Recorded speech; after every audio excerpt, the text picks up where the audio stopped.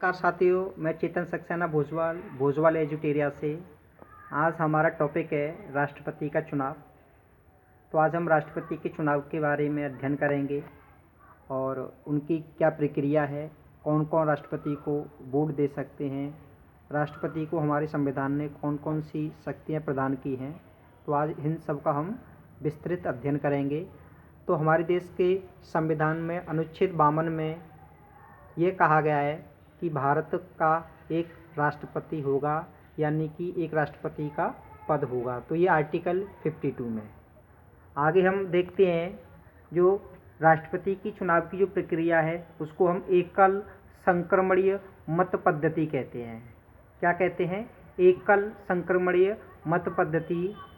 और राष्ट्रपति की चुनाव की जो पूरी प्रक्रिया के बारे में अनुच्छेद 54 में पूरा विस्तृत दिया गया है ब्यौरा कि राष्ट्रपति के चुनाव की क्या प्रक्रिया होगी, कौन कौन इसमें भाग ले सकते हैं, कौन कौन लोग इसमें वोट दे सकते हैं। पूरा जो ब्यौरा है, पूरी जो प्रक्रिया के बारे में बताया गया है वो अनुच्छेद 54 राष्ट्रपति चुनाव के बारे में बताता है। तो जो राष्ट्रपति का जो चुनाव होता है वो एक परोक्ष चुनाव प्रक्रिया है, यानी कि इनडायरेक्ट इलेक्शन प्रोसेस है, क्योंकि इसमें जनता राष्ट्रपति का चुनाव नहीं करती है, बल्कि जनता के द्वारा जो चुने गए निर्वाचित सदस्य हैं वो राष्ट्रपति को वोट देते हैं।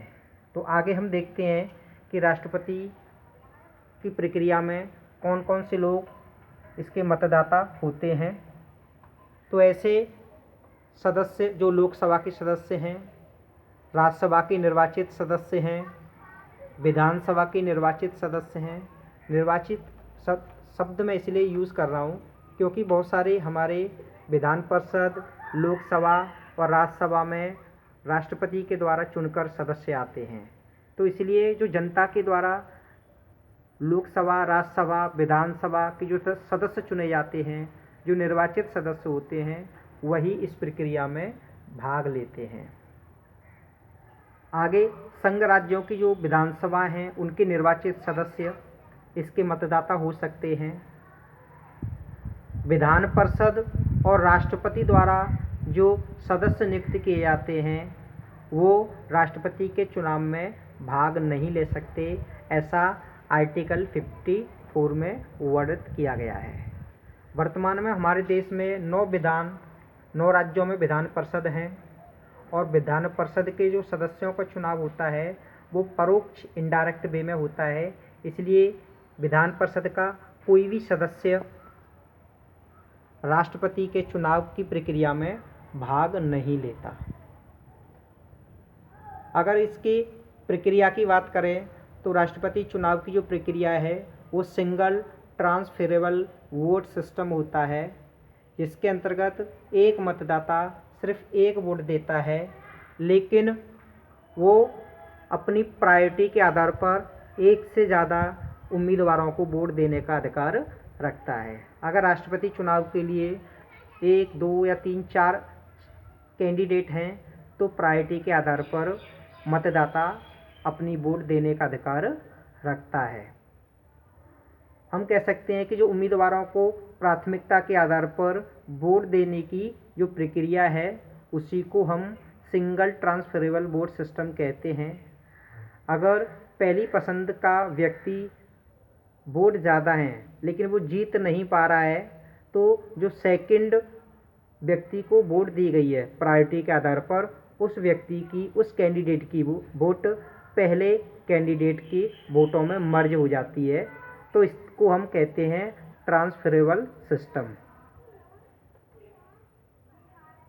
जो मतदाता होते हैं उनकी वोट को वेटेज दिया जाता है और वेटेज देने का जो सिस्टम है वो जनसंख्या के आधार पर होता है। इसे हम आनुपातिक प्रतिनिधित्व भी कहते हैं, यानी जिस राज्य की जनसंख्या ज़्यादा है और उनके सदस्यों की जो संख्या है उनको अनुपात में ध्यान में रखते हुए उनकी वोट को वेटेज देने का सिस्टम है। तो इस तरह हमने देखा कि जो इसकी प्रक्रिया है वो सिंगल ट्रांसफरेबल वोट सिस्टम कहलाती है। उम्मीदवार को प्राथमिकता के आधार पर मतदाता एक से ज़्यादा वोट प्रायोरिटी के आधार पर दे सकते हैं। अगर 4 कैंडिडेट हैं तो पहले व्यक्ति को फर्स्ट प्रायोरिटी पर, सेकंड व्यक्ति को सेकंड प्रायोरिटी पर, थर्ड व्यक्ति को थर्ड प्रायोरिटी पर, और जो फोर्थ कैंडिडेट है उसको फोर्थ प्रायोरिटी पर हम वोट देते हैं, लेकिन वोट सिर्फ एक ही काउंट होगी। तो इस तरह हमने देखा कि जो मतदाता हैं, लोकसभा, राज्यसभा, विधानसभा के जो निर्वाचित सदस्य हैं वो इसके मतदाता होने के योग्य होते हैं। किसी भी हमारे देश की जो 9 राज्यों में विधान परिषद हैं उनका कोई भी सदस्य राष्ट्रपति के चुनाव में भाग नहीं लेता, क्योंकि विधान परिषद के जो सदस्य हैं वो इनडायरेक्ट वे से चुनकर पहुंचते हैं। अगर हम राष्ट्रपति की शक्तियों की बात करें तो आर्टिकल 53 में राष्ट्रपति की शक्तियों के बारे में वर्णन किया गया है। राष्ट्रपति को कौन कौन सी शक्तियाँ मिलेंगी, कौन कौन सी उनकी शक्तियाँ हैं, इसकी जो व्याख्या है वो आर्टिकल 53 में है। तो अनुच्छेद 52 यह कहता है कि राष्ट्रपति किसी भी दोषी व्यक्ति को क्षमादान करने के योग्य हैं। अगर कोई भी ऐसा अपराधी जो क्षमा के योग्य है तो राष्ट्रपति उनको क्षमा कर सकते हैं, उनकी सज़ा को निलंबन कर सकते हैं, अपराधी की सज़ा का लघुकरण कर सकते हैं, परिहार कर सकते हैं। तो ये 3-4 कैटेगरीज हैं जिनके आधार पर राष्ट्रपति अपराधी के सज़ा को कम, ज़्यादा या घटा भी सकते हैं या उसकी सज़ा को माफ़ भी कर सकते हैं।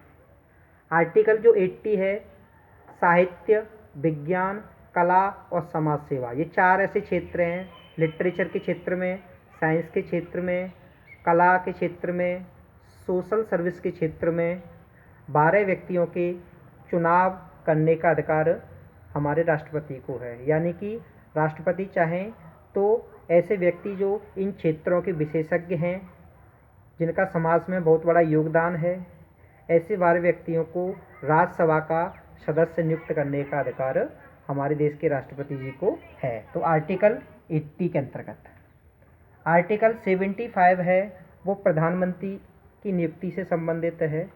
तो आर्टिकल 50 जो 75 है वो प्रधानमंत्री की नियुक्ति, अगर कोई भी पार्टी बहुमत में है लेकिन उसके प्रधानमंत्री की नियुक्ति नहीं हो पा रही है तो उसकी सहायता के लिए राष्ट्रपति को 75 आर्टिकल के अंतर्गत उनकी समस्या को हल करने का अधिकार है, शक्ति प्राप्त है। और भी हम बात करें तो आपातकाल, विशेष परिस्थितियों में आपातकाल लगाने की शक्ति राष्ट्रपति जी को है। आर्टिकल 352 के अंतर्गत अगर कोई भी बाहरी देश हमारे देश पर आक्रमण करता है, युद्ध की स्थिति में राष्ट्रपति आपातकाल की घोषणा कर सकते हैं। आर्टिकल 356 अगर कोई भी सरकार संवैधानिक तरीके से सरकार चलाने में विफल है या उसका जो सरकारी तंत्र है वो विफल हो रहा है तो ऐसी स्थिति में आर्टिकल 356 के अंतर्गत राष्ट्रपति शासन राज्य में या देश में लगाने का अधिकार शक्ति राष्ट्रपति को है।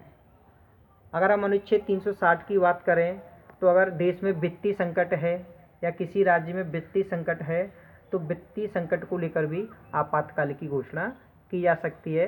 तो अभी तक हमारे देश में एक भी बार आपातकाल की घोषणा नहीं हुई है। तो इस तरह हम देखते हैं कि जो आर्टिकल 53 है जो कि राष्ट्रपति को विभिन्न प्रकार की शक्तियाँ प्रदान करता है, तो इन सारी चीज़ों के बारे में हमने विस्तृत तरीके से पढ़ा। और अनुच्छेद 74 राष्ट्रपति को ये शक्ति प्रदान करता है कि वो लोकसभा या राज्यसभा के किसी भी बिल को वापस कर सकते हैं धन विधेयक को छोड़कर। तो इस तरह आज हमने इस वीडियो में राष्ट्रपति की जो निर्वाचन प्रक्रिया है उसके बारे में पढ़ा और कौन कौन से आर्टिकल के अंतर्गत राष्ट्रपति का चुनाव होता है, कौन सी प्रक्रिया के कौन से आर्टिकल के अंतर्गत राष्ट्रपति के चुनाव की व्यवस्था की गई है और किस आर्टिकल के अंतर्गत देश में एक राष्ट्रपति होगा उसके बारे में बताया गया है। तो ये सारी वीडियो में हमने विस्तृत तरीके से पढ़ा। तो और भी इंटरेस्टिंग एवं ज्ञानवर्धक वीडियो देखने के लिए आप हमारे YouTube चैनल भोजवाल एजुटेरिया को ज़रूर सब्सक्राइब करें, अपने दोस्तों में ज़्यादा से ज़्यादा शेयर करें और कमेंट सेशन में ज़रूर कमेंट लिखें। आज के लिए इतना ही। वीडियो देखने के लिए धन्यवाद। जय हिंद, जय भारत।